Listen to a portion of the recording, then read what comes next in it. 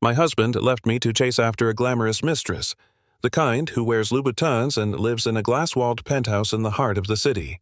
He said I was plain, lacked the elegance to match his ambition, but he never once asked where I went every morning before sunrise, never wondered why I took my calls in the hallway, why I locked my laptop like I was guarding a secret. To him, cracked ceramic mugs and coupon booklets were all the proof he needed, that I had nothing. What he didn't know, the building where she rents her penthouse, it belongs to me. The 3 companies his boss is desperate to partner with, I sit on their board of directors. Net worth? Over $1.2 billion. I once hid my billionaire status because I wanted to be loved like an ordinary woman, but today, he'll finally learn who the unworthy wife he walked away from really is. My apartment had just 2 rooms, white walls, old hardwood floors, nothing special. Each morning, I brewed coffee in a chipped mug, toasted 2 slices of bread, folded his clothes from the chair. Julian liked things tidy. I got used to following his ways. I'd hang up his shirts, steam the cuffs smooth. No one would guess I'd just wired $10 million into a new investment fund.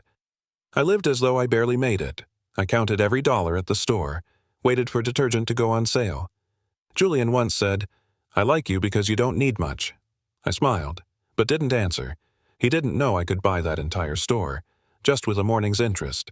But I chose to stay here, chose simplicity, because real power doesn't need to prove itself. I started with an old laptop. Half the keys didn't work. I sat under dorm room lights, typing line after line of code for my first app. Countless sleepless nights. Instant noodles. No one knew I was building my own company. While my friends studied for finals, I pitched to investors. A 21-year-old black girl in a borrowed button-down shirt. They looked at me like a joke, but I wasn't there for belief.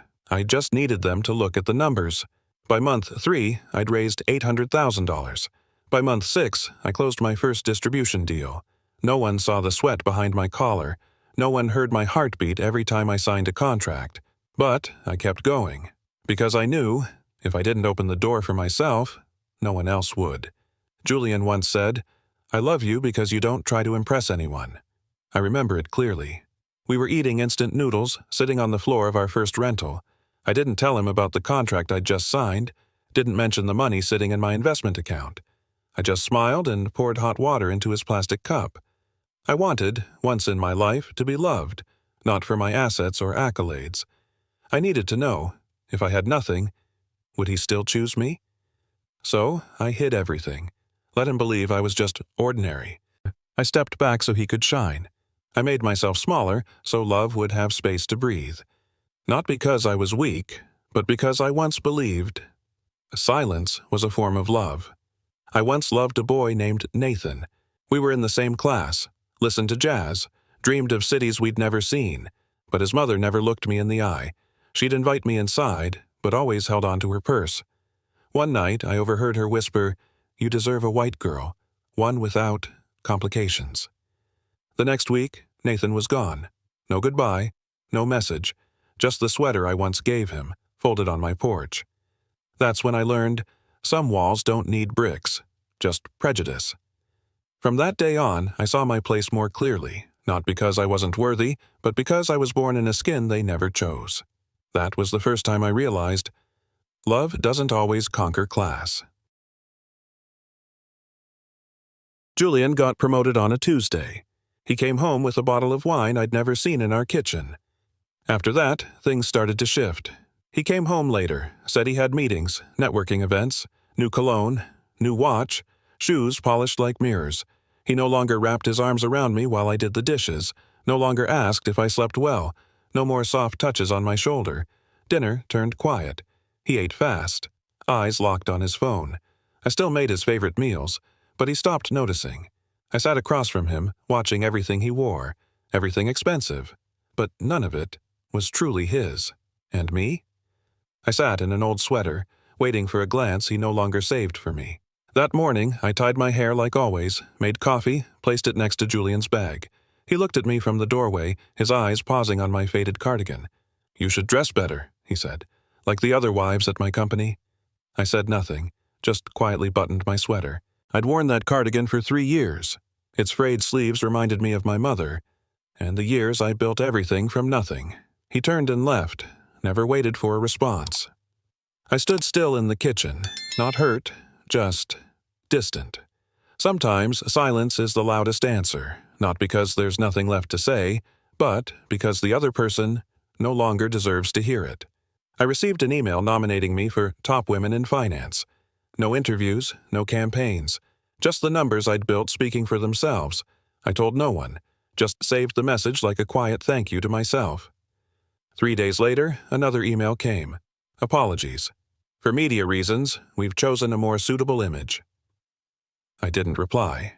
I was used to being erased from the spotlight, not for lack of achievement, but for having the wrong skin against the backdrop. My name was crossed out. The award ceremony went on.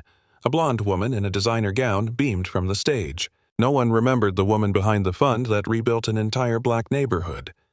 I quietly closed the screen. Not sad, just reminded that some dreams were never meant for me. That night, the kitchen was still, only the soft hum of the fridge and a dim golden light. I laid the invitation on the table, gently, as if it still meant something. The house was quiet. Julian wasn't home. I picked up the envelope and tore each corner slowly. Inside, a crisp white letter slid out, my name printed in pale gold ink. I burned it on the stovetop. The flame rose, small, clean, unbothered. The paper curled, shrank, and turned to ash in seconds. I didn't cry, didn't rage, just watched, as if witnessing something. Softly die. Not fame, not a dream, just an illusion. A place I once thought I belonged. The fire faded. I stood still, empty hands, but a lighter heart. Silence has shape too, and that night it was orange. I once helped Julian prepare for the biggest pitch of his year. He was nervous, said he didn't have a clear strategy. I stayed up nearly all night, rewriting the entire business plan step by step, word by word. 3 days later, he left in a suit, holding the printouts I had arranged. I stayed behind, washing his half-drunk coffee mug, waiting for a text. That afternoon, he came home beaming. "They clapped," he said. "The boss was impressed." I asked, "Did you mention whose idea it was?" He chuckled. "It's just a strategy deck, babe." Just a strategy deck, but it was my mind. My sleepless night. Something I once believed was shared trust between two people. Have you ever had someone take your effort without even asking? Tell me, because I know that feeling is anything but small. I didn't argue, didn't ask for credit. I simply opened my laptop, logged into an investment account registered under another entity, the startup Julian worked for. I'd been monitoring it for a month. Solid potential, undervalued. I quietly purchased 40% of its shares, spread across 3 separate funds. No one knew who was behind it. Just me. The deal closed in 2 days. I sat in our old cafe watching the confirmation email hit my inbox. No smile, no champagne, just one simple line. Ownership confirmed. I chose silence, but this time, my silence had value. He could steal the idea, but now, every time he grows it, he's growing my wealth, and he doesn't even know it. The invitation came in a black envelope lined with soft gold. No logo, no headline, just one line. Legacy Women, Q2 Private Gathering. It wasn't some casual networking group. It was a space where black women held real financial power. The ones once dismissed, now running banks, global firms, investment empires. I'd heard whispers about them for years. Never thought I'd be invited. No interview, no vetting, just a quiet invitation. And full recognition. The meeting took place in a nameless penthouse. We didn't talk about men or pain. We discussed strategy, vision, and the next generation. I sat in the only empty chair, and, for the first time in my life, I didn't feel alone in success. Her name was Lorraine.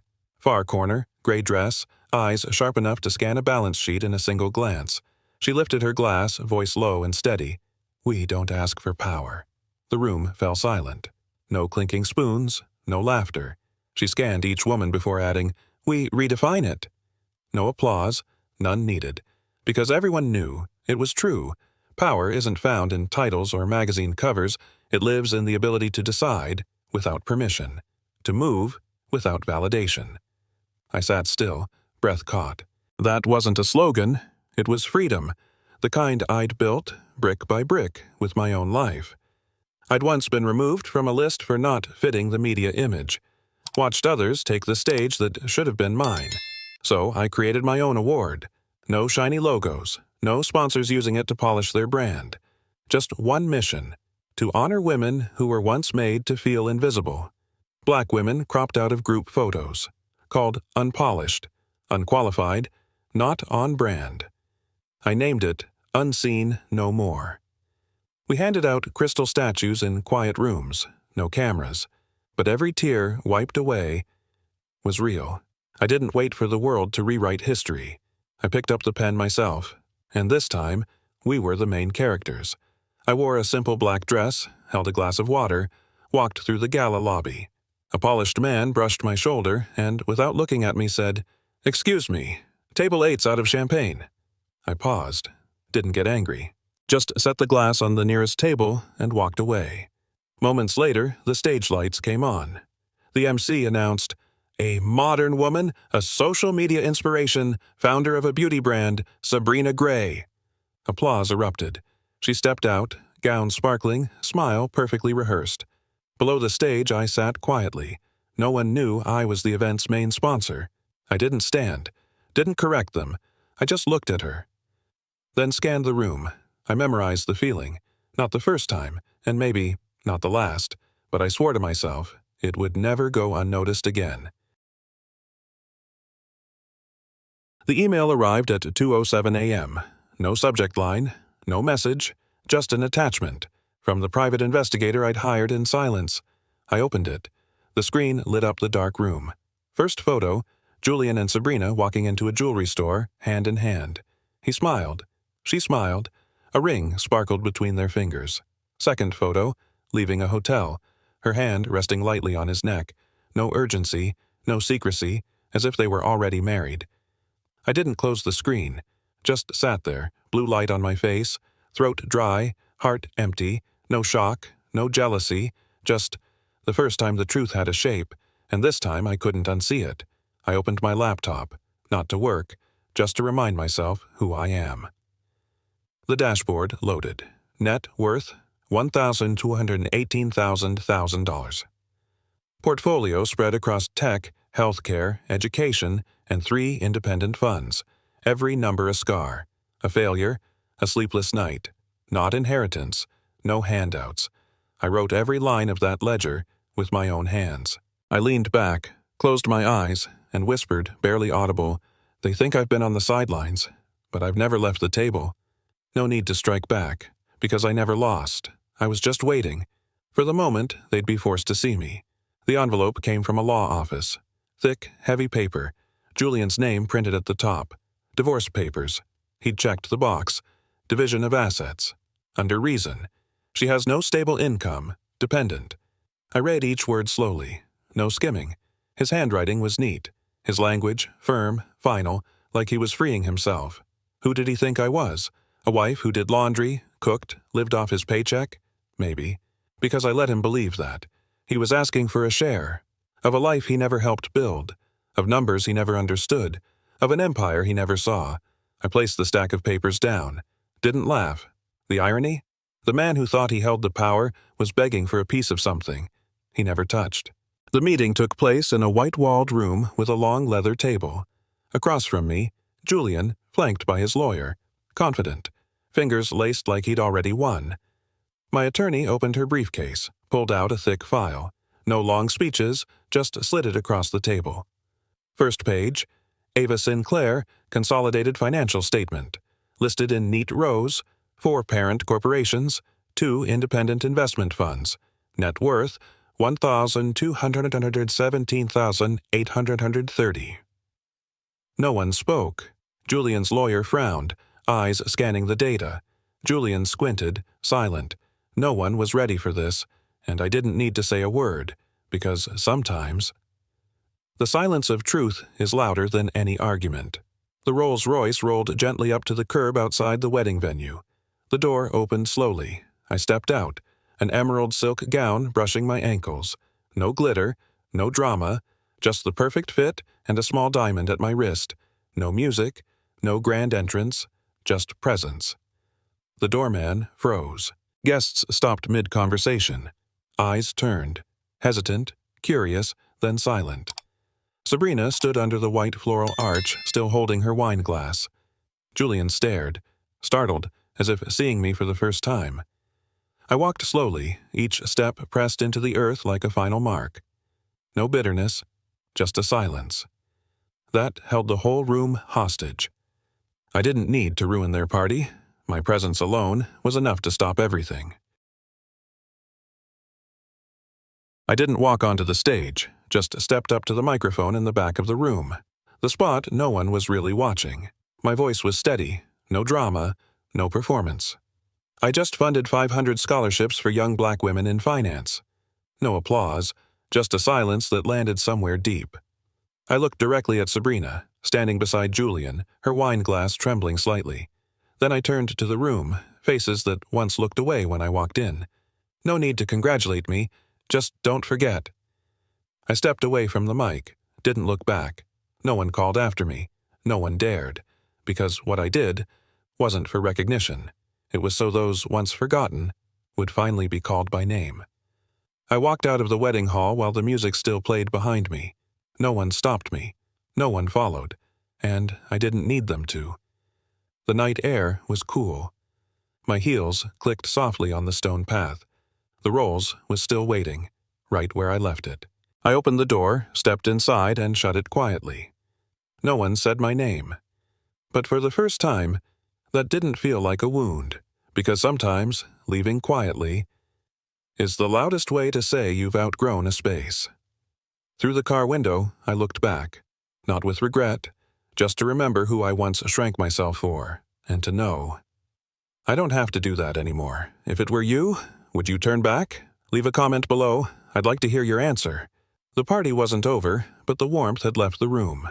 Sabrina turned to Julian, the smile gone from her eyes, her voice low but sharp enough to cut through the music. You never told me who she was? Julian didn't answer, just tightened his grip around his wine glass. Silent, like he hadn't yet caught up to what had just happened. Sabrina tilted her head. Not angry, just confused. Your ex-wife is a billionaire, and you never once mentioned it? More silence. The kind that neither protects nor hides anything anymore. In that moment, Sabrina didn't need more words. Because truth doesn't always come from the mouth. Sometimes it's in the look. When a man finally realizes he lost everything and never even knew it. The small support center still smelled of fresh paint and leftover cookies. I dropped by unannounced. Just wanted to sit for a moment and remember where I began. In the corner, a girl sat cross-legged on a worn leather chair, hugging her backpack. Her name was Zuri, 12 years old. Her mother had left 2 days ago, left behind only a note. I'm sorry, I can't. I sat beside her, didn't ask questions, just handed her a small pack of cookies.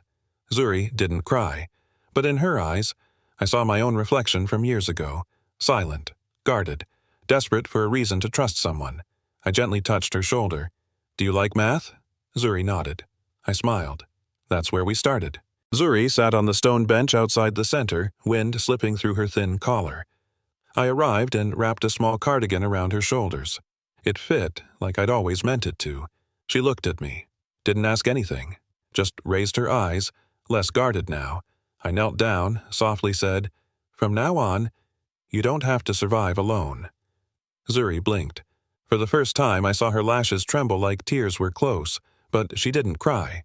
She just nodded, then leaned her head gently against my shoulder as if afraid she might wake up. I held her tightly, not out of pity, but because I understood. The kind of loneliness that follows a black child nobody chose, nobody waited for. We stayed like that for a long time. No promises, just presence. And enough love to rewrite the part of her story that had never been loved before. I signed the founding document of the Second Light Fund. No ribbon cutting, no press, just one sheet of paper. But it would reignite hundreds of lights that had gone out, a fund for women who had been broken, betrayed, bankrupt, left with nothing, women who had been laughed at for saying 2 words, start over.